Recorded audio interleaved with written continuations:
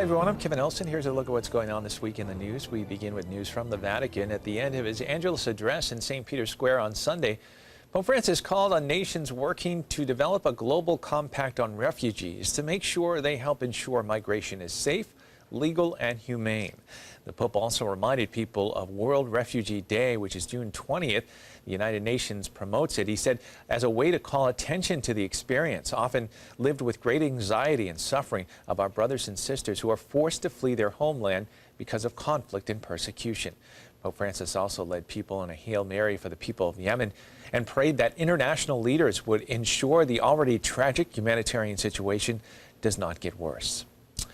More news from the Vatican. Pope Francis met with members of the Italian family associations this past weekend at the Vatican. In his remarks, the Pope focused on the importance of marriage, calling it a beautiful adventure. Rome Reports has more from the Vatican. Pope Francis celebrated families and marriages when he met with a delegation of the Forum of Family Associations for their 25th anniversary. La famiglia è un'avventura bella. E oggi, con dolore, lo dico, vediamo che tante volte si pensa di cominciare una famiglia, fare un matrimonio come fosse una lotteria. Andiamo, se va, va. Se non va, cancelliamo la cosa e incomincio un'altra volta. Questa superficialità del dono più grande che ha dato Dio all'umanità, la famiglia. He explained that it's possible to be in love throughout one's whole married life because love is not romance but something deeper. It's not about the dress or reception hall, but living the Christian sacrament out daily. Si parla di famiglie diversificate, diversi tipi di famiglie, ma la famiglia, immagine di Dio, uomo e donna, è una sola. È una sola. Then Pope Francis gave a few tips of advice. He said never go to bed angry and always use the words may I, sorry, and thank you throughout the marriage. In his speech, the Pope also denounced the practice of administering prenatal tests to determine birth defects that often lead to abortions, comparing it to the Nazi-era eugenics program that determined what lives were kept worth keeping or eliminating. The Pope said children are God's greatest gift and should be welcomed as they come, as God sends them, as God allows, even if at times they are sick. In news from around the country, after a mass shooting took place in the early morning hours at an arts festival in Trenton, New Jersey Bishop David O'Connell said in a statement that once again we fall to our knees to beg the Almighty to help us end these senseless assaults on innocent lives in our communities. We pray, he said, for the injured and their families for comfort and healing. We pray in thanksgiving for the first responders and emergency workers. Gunfire had broken out at about 2:45 a.m. June 17th during the 24-hour festival called Art All Night Trenton 2018. Police confirmed that 22 people were injured, most suffering from gunshot wounds.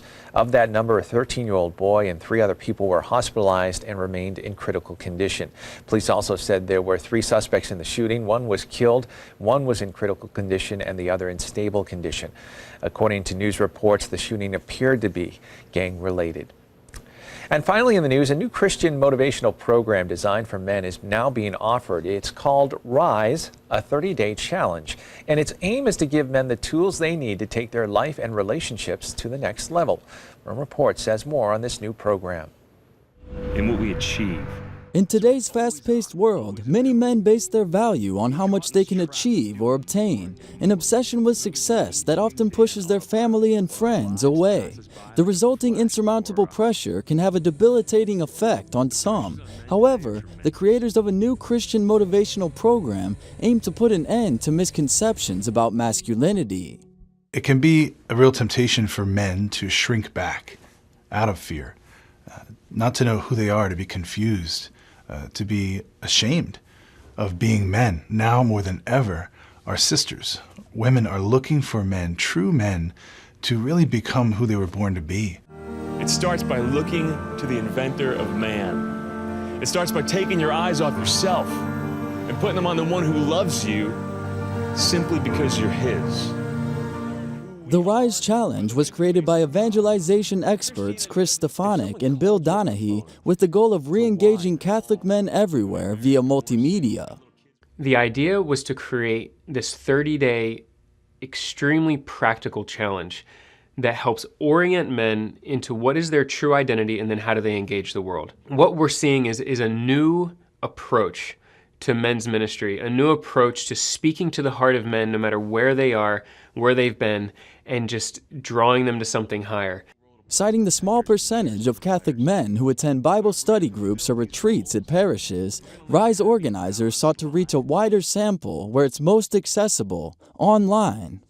In addition to viewing inspirational videos and challenges tailored to men's life situations, participants are also able to find brothers, peers with whom to walk through the program in support and prayer. And riseup.org is the website. The program is expected to be featured at U.S. parishes in September. Well, that's all the information we have for you this time. I'm Kevin Nelson. Don't forget, you can keep up to date on Catholic news throughout the week with Catholic Newsbreak right here on the Catholic TV network.